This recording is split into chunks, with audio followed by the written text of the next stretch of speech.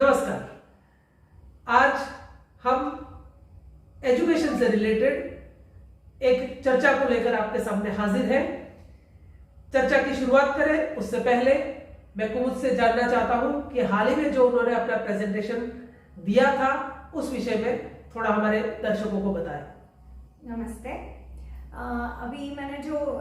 मनोदर्पण जो है जो एचआरडी मिनिस्ट्री हमारे एजुकेशन मिनिस्ट्री से रिलेटेड है, जिन्होंने बच्चों के मेंटल हेल्थ को प्रमोट करने के लिए, बेटर करने के लिए जो प्रयास कर रहे हैं, उसमें एनसीईआरटी की तरफ से मैंने अपना प्रेजेंटेशन दिया था, जिसका टॉपिक था promotion of creativity and mental health in adolescence, how to cultivate in a better way. Very good. हम आपको इसके लिए बधाइयां देते हैं। तो हम अपनी चर्चा शुरू करते हुए मैं इससे जानना चाहता हूं कि एक विषय को क्लासरूम में बेटर अंडरस्टैंडिंग बच्चों के सामने ले जाने के लिए उस विषय को किस तरीके से पढ़ाया जाना चाहिए। वैसे तो हमने बीएड में बहुत सारे तरीके सीखे हुए हैं किस तरीके से पढ़ाया जाना चाहिए, तो क्या आप विषय वस्तु बताएंगे कि आप कहाँ पे ले जाना चाहते हैं मुझे? अच्छा, तो मेरे सामने, मैं अपने दर्शकों के सामने एक प्रश्न रखता हूँ। इस प्रश्न के विषय में हम बात करेंगे। क्या इस प्रश्न को हम अन्य विषयों के साथ इंटीग्रेट कर सकते हैं? जी जरूर। तो मेरे दर्शकों को विस्तार से बताइए कि इस प्रश्न को हम दूसरे विषयों के साथ किस तरीके से इंटीग्रेट कर सकते हैं। जी, जैसे आपने न्यू एजुकेशन जो पॉलिसी आई हुई है उसके अंतर्गत यही है कि हमें प्लेवे मेथड से पढ़ाना है, ठीक है, इंटीग्रेटेड अप्रोच रखना है, मल्टीडिसिप्लिनरी अप्रोच रखना है, तो एक multi angular I could say कि अलग नजरिए से हमें देखना है, और जो हम प्लेवे मेथड है उससे बहुत अच्छे तरीके से इसे पढ़ा सकते हैं। आपने बताया यही बातें हमने बीएड में भी सीखी है, लेकिन क्या हम इसे क्लासरूम में इंप्लीमेंट कर सकते हैं या ये सिर्फ थियोरेटिकल बातें हैं? डेफिनेटली नॉट, क्योंकि जब हमने बीएड में सीखी है वन ऑफ द मेथड, तो यस इसको जरूर इंप्लीमेंट करना चाहिए या कर सकते हैं बहुत आसानी से, बट वही मैंने आपको कहा कि एक नजरिया बदलना पड़ेगा हमें। तो आज हम उस नजरिए को कैसे बदलना है वो हम सबसे जानना चाहते हैं। जी, तो शुरू करते हुए जैसा आपने ये क्वेश्चन बताया, ठीक है, तो इस क्वेश्चन को प्रेजेंट करने के लिए जैसे कि हम देख सकते हैं कि यह क्वेश्चन आप कहोगे कि भाई मैथमेटिक्स के रिलेटेड है, या आपने जैसे कहा कि आपने जो पिक किया है ये सोशल साइंस का क्वेश्चन है जो केस स्टडी पे आधारित है। जैसे आप सब जानते हैं कि केस स्टडी क्वेश्चन या आपकी क्रिटिकल थिंकिंग डेवलपमेंट के लिए जो इस प्रकार से क्वेश्चन पूछे जाते हैं जिसमें कॉम्बिनेशन ऑफ सब्जेक्ट्स होता है, इसीलिए मैंने कहा कि आर्ट इंटीग्रेटेड या मल्टीडिसिप्लिनरी, तो किस तरीके से है। तो जैसे मैं इस अप्रोच से बात करूं कि यह कॉन्सेप्ट को पढ़ाने के लिए हम शुरुआत करेंगे हमारी ड्राइंग क्लास से। अरे इतना तो हमने सोचा ही नहीं था कभी। जी, ड्राइंग क्लास में हम देखते हैं कि क्लास 6 से पेंटिंग या वाटर कलर यूज करने की शुरुआत होती है, और जो एक बच्चों के लिए बहुत फैसिनेटिंग चीज है कि एक वाटर कलर यूज करना। ओके, तो जो जैसे ड्राइंग की क्लास शुरू हुई और मे भी हम 2 कलर लेके बैठेंगे, या मतलब जो भी ड्राइंग टीचर है वो इंट्रोड्यूस कर रहा है कि चलिए हम कलर कॉम्बिनेशन की बात करें, तो जैसे रेड और व्हाइट ले लिया, ठीक है, और बच्चों को कहेंगे कि भाई आप मिक्स करिए 2 कलर्स को,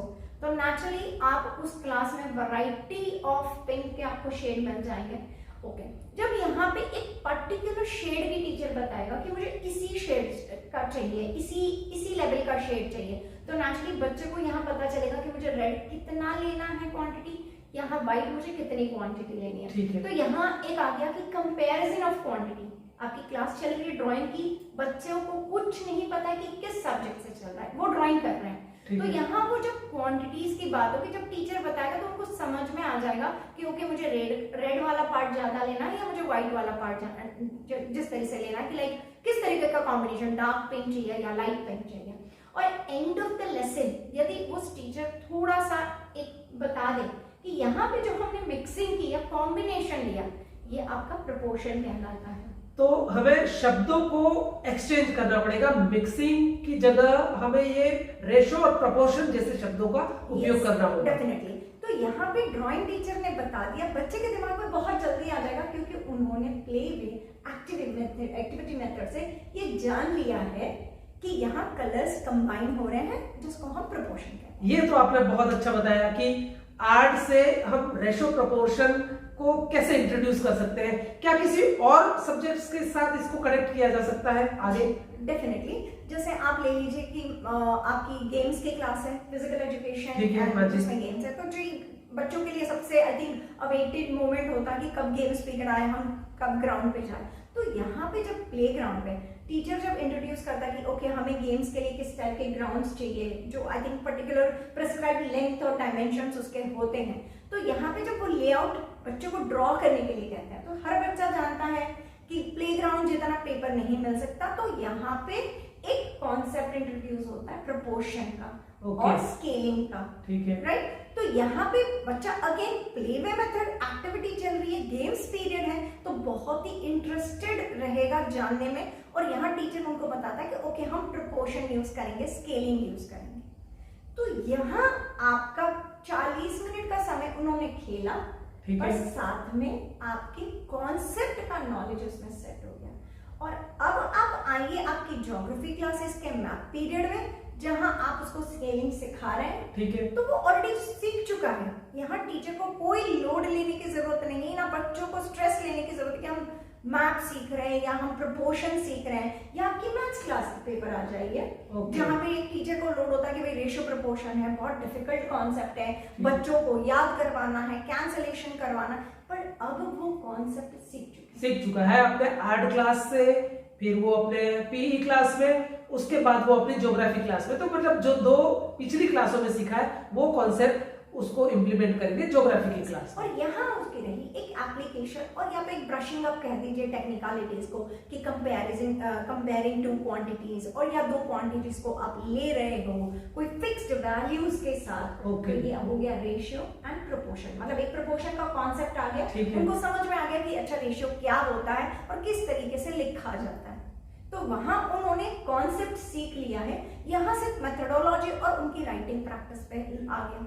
और इस प्रकार से यदि आप कोई भी केस स्टडी या क्रिटिकल थिंकिंग वाला क्वेश्चन ले लीजिए, यदि टीचर्स एक अपनेपन से अप्रोच रखे, या तो ये तुम्हारा काम है या मेरा काम ना करते हुए एक साथ में मिलकर एक इंटीग्रेटेड अप्रोच, अब आप इसको इंटीग्रेटेड अप्रोच कहिए या इंटीग्रेटेड लर्निंग कहिए या मल्टीडिसिप्लिनरी कहिए, ओके,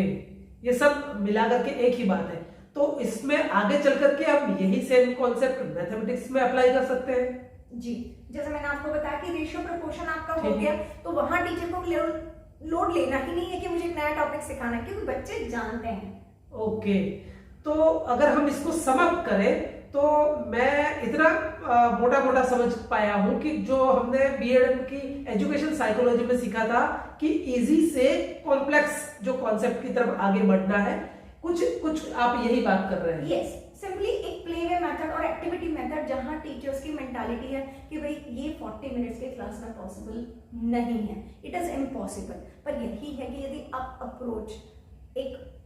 सारे मिल के करें तो आई थिंक एक्टिविटी की एक्टिविटी हो गई, आपका टाइम भी बच गया और बच्चे की 100% लर्निंग हो गई, क्योंकि उसने उसे खेलते कूदते सीखा हुआ है, ना कि एक स्ट्रेस के साथ कि मैं कुछ नया पढ़ रहा हूं जो मुझे रटना है।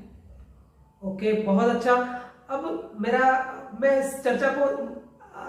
एंड करने के लिए आगे की तरफ बढ़ूं, उससे पहले मैं आपसे ये भी जानना चाहता हूं कि इसमें स्कूल्स का रोल क्या है, मतलब टाइम टेबल किस तरीके से सेट हो कि ये पूरी चीजें एक रिदम से चले। देखिए डेफिनेटली ये तो मतलब अपने अपने थॉट्स रहते हैं, बट आइडियली जैसे हम कहते हैं कि गेम्स पीरियड को आप स्टार्टिंग दीजिए वंस इन अ वीक, या जैसे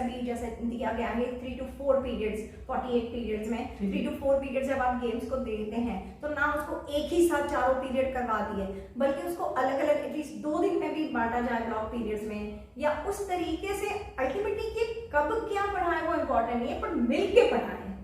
वो अप्रोच जरूरी है, वो थिंकिंग, वो एटीट्यूड। जैसे कि आप यदि ड्राइंग टीचर है तो आप कहेंगे कि भाई मेरे रिलेटेड ना है, उससे अच्छा आप यदि मिलकर उस कॉन्सेप्ट अंडरस्टैंडिंग पे बच्चों के साथ करें, तो आप किस वक्त पढ़ा रहे हो जरूरी ना होकर कि कैसे पढ़ाया और बच्चों ने इंटरेस्ट लिया, वो ज्यादा जरूरी हो जाए। आपने बहुत अच्छी शानदार जानकारी दी है। अब मैं चाहता हूं कि आप इस पूरे कॉन्सेप्ट को समअप करके, ताकि